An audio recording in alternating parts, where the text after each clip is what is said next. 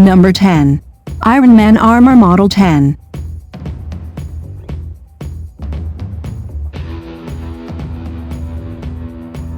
Space Armor Mark II was first appeared in Iron Man Volume 1 Issue 278 in March, 1992. The Space Armor Mark II, an armor designed by Tony, was the second version of the Space Armor model. Tony Stark wore the new space armor while flying across galaxies with the Avengers during Operation Galactic Storm. It could have full life support for several weeks. A new space armor concept planned to run for weeks on end without sustaining, recharging, or recharging resources. It was able to prevent the sophisticated Kree and Shi'ar spaceship sensors as well as the interface with their technology. It also had an incredibly strong self-destructive mechanism by its fusion reactor. For capabilities of this armor, various technologies have been improved on the original. The computer could simulate different possibilities and gain access to the Kree system. Armor cloaking and ECM were improved to deal with Shi'ar and Kree starships, however, the code was used sparingly to avoid any exposure to Tony. Life support has been improved and a full analysis of Tony's nerve injury has been provided. In addition to the repulsors, unibeam, and concussion beams, this armor had a powerful mode of self-destruction. Number 11. Iron Man Armor Model 11 or War Machine Armor.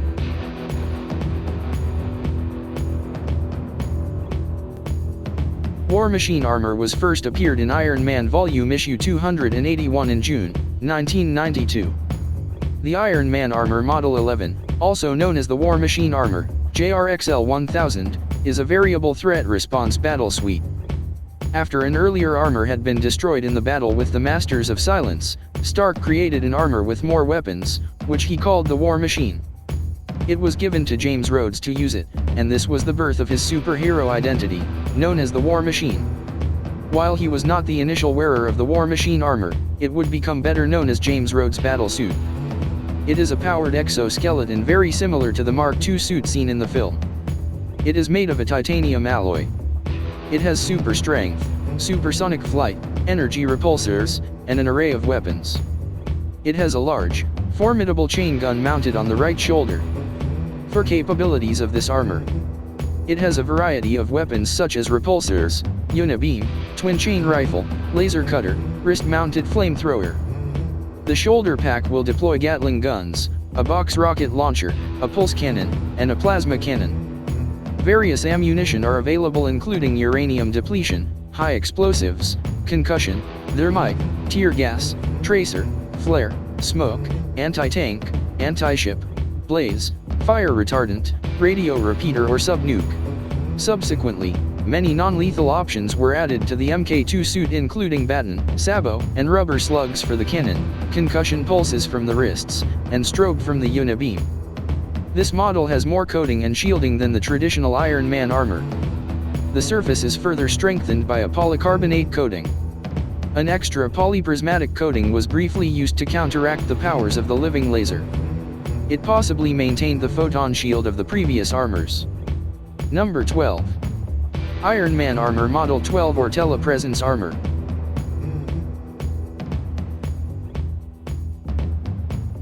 This armor was first appeared in Iron Man Volume 1 Issue 290 in March, 1993. Tony created the neuromimetic telepresence unit for use while his nervous system recovered from dead. This remote-controlled armor was not actually a suit of armor, but rather a remote-operated robot, with no operator room inside. So that's severe to allow him to normally act as Iron Man. With no need for space to accommodate a wearer, so the armor had more room for weapons and power source. For capabilities of this armor, the Telepresence Armor have a telepresence neural net for transmits mental commands from a headset via subspace. So this system gives the wearer realistic feeling without lag time, but also makes him vulnerable to feedback. This model is improved to compensate for the added weight and power needs. For the battle computer can track up to 60 targets simultaneously. In terms of weapons systems, its include unibeam can be adjusted for a variety of effects such as searchlight, heat, tractor beam, lasers, image inducers, ultraviolet light, and EMP for the repulsors can be boosted via cables connecting to the power pods. Others is pulse bolts, heat beam, and heat lance, disruptor field, sonic distorter, flamethrower, shoulder-mounted Gatling gun with various ammunition, laser blade, micro-rocket launcher, particle beam, and coherent beam weapon, taser, tear gas, pulsar beams and fiber wire used for grappling. And defensive systems. This armor have a energy shield, refractory coating, absorption grid as can absorbs energy attacks and converts it for use by the armor, tactical decoy units, anti-intrusion system, autopilot if connection is lost, the armor will disengage and attempt to return back to the wearer. This armor have a useful sensors such as full band radio, radar, sonar, infrared, ultrasound, EM sensors and life detector. Number 13. Modular Armor or Hulkbuster Armor Model 1.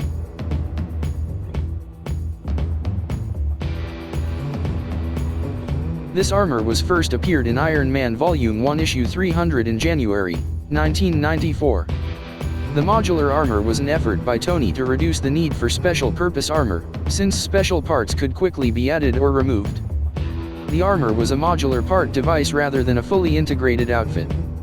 As such, each device, helmet, boots, shield, and so on, that could have had different features.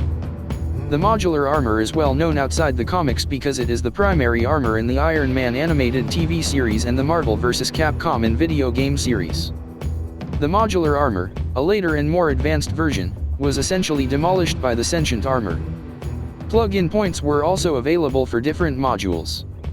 One of this was the Hulkbuster add-on used when Hulk confronted Iron Man with the development of gamma bombs as part of Stana International. The two of them met at a manufacturing facility. Stark admitted that Stana had carried out numerous unlawful and dishonest activities and both of them got into a fight. Before the matter could escalate, both of them explained that the news was nothing more than a campaign of defamation. They were both willing to resolve the conflict and dismantle the factory. For capabilities of this armor. This armor have a repulsors and the uni-beam remained standard for the base unit. For boot jets were upgraded and a refractive coating helped against energy attacks. The magnets on the palms and soles as well as the grappling hook with the cable were used for climbing. A loudspeaker was used to warn the audience. Image inducers have been upgraded to send off identifying signs for fooling the controller. This armor have a various modules were available. Full spectrum scanalyzer with adamantium tipped probe. Magnetic railgun launcher with explosive shells. Semi-fluid polymer compound. M-field generator. Gravimetric field generator. Polybond adhesive compound. Cryogenic compact module. Magnetic compact module. The atoms of the target repel one another. Hypodermic injector. Microsurgery equipment. Shoulder-mounted weapons. Hulkbuster, it integrated a magno-hydraulic pseudo-musculature which provided greatly enhanced strength rated at 175 tons. Sensors were adapted to focus on detecting gamma radiation.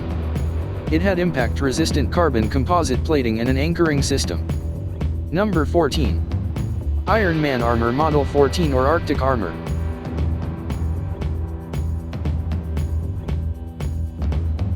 This armor was first appeared in Iron Man Volume 1 Issue 318 in July 1995. Arctic armor is used by Tony's wicked doppelganger to fly to his secret armor bunker in the Arctic. Since it rarely appears in the comics, beyond the unusual blue and silver color scheme, most of the aspects of this armor remain unclear. For capabilities of this armor, it is hypothesized that the armor may have special thermal units for added wearer insulation. It also looked very striking, being blue and silver in color, and possessing a unique hexagonal chest beam. Number 15. Crossing Armor or Retro Armor.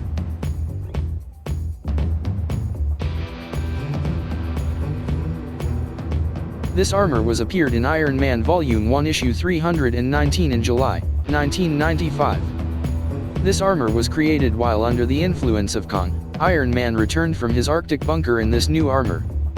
This armor may reflect the mindset that resulted from Tony being controlled more and more by Immortus. He did away with the still perfectly serviceable modular armor and constructed a much more specialized armor. It was definitely designed for combat. Its appearance was simpler, sporting rivets as its only decoration.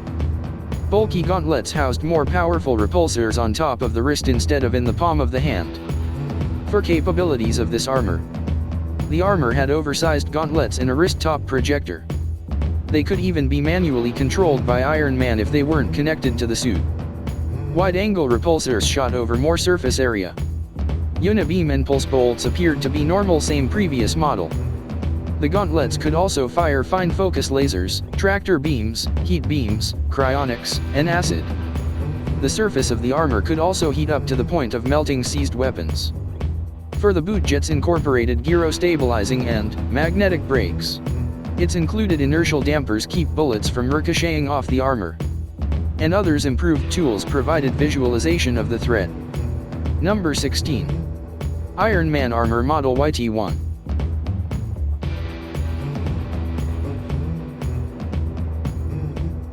This armor was first appeared in Iron Man Volume 1 328 in March, 1996. Since returning parts borrowed from Avengers Mansion, teenage Tony upgraded his armor for himself. That is a YT1 armor.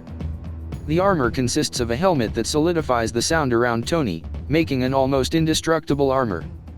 It was first used against frostbite and then to set fire to a fraternity party. It was soon used in the war against Stockpile and the forces of Onslaught. For capabilities of this armor. The gold parts of the armor are actually hard light holograms. When activated, the other armor parts snap into place and generate the holograms. The suit maintained the previous weapons. An additional freezing blast was developed, with the claim that it could approach absolute zero. Number 17. Iron Man Armor Model CE1 or Prometheum Armor.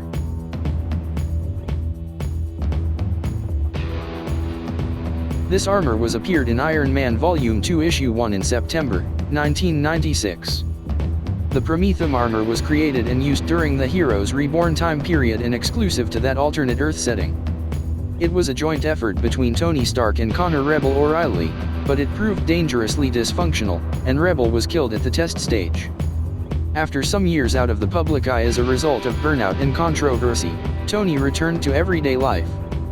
But one day, Hydra invaded a gamma plant where the remaining armor had been placed, so Stark and Sitwell investigated it. For the detonation of the gamma bomb brought the Hulk to life.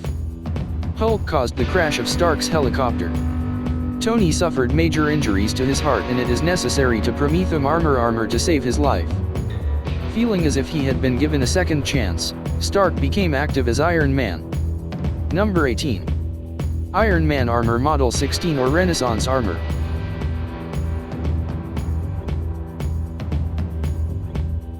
This armor was first appeared in Iron Man Volume 3 Issue 1 in December, 1997. The Iron Man Armor Model 16, also known as the Renaissance Armor.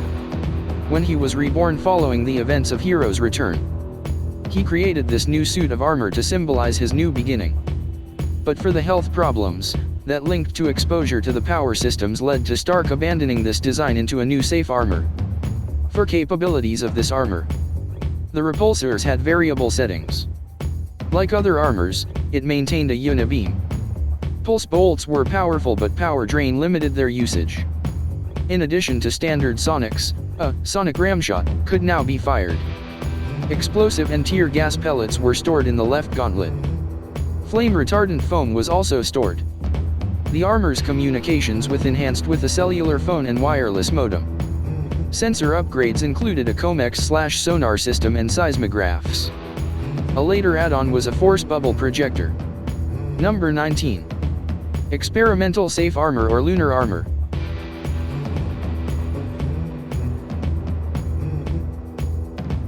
This armor was first appeared in Fantastic Four Volume 3 Issue 15 in January, 1999.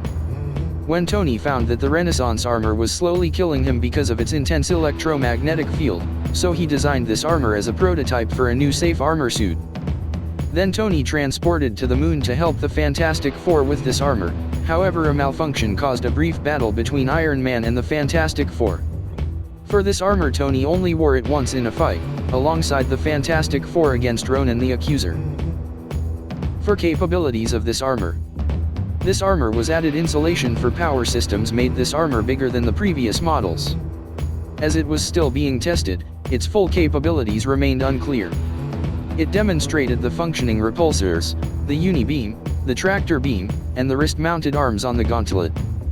Number 20. Iron Man Armor Model 18 or Outer Atmospheric Armor.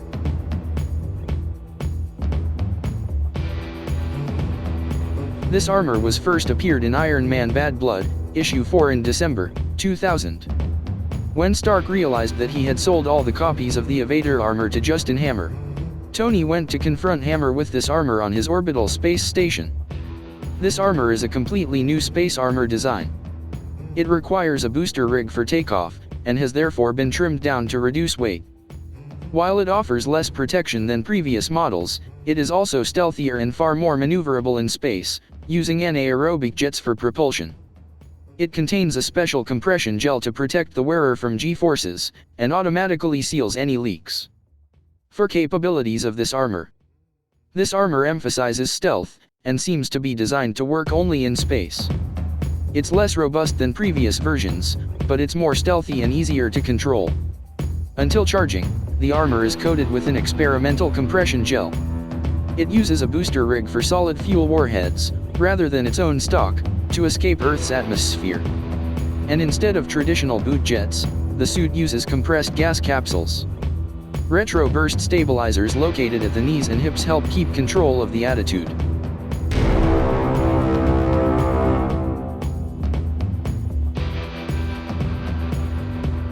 If you like this content, please subscribe, share, like, bell or write feedback in comment. See you in next part. Goodbye.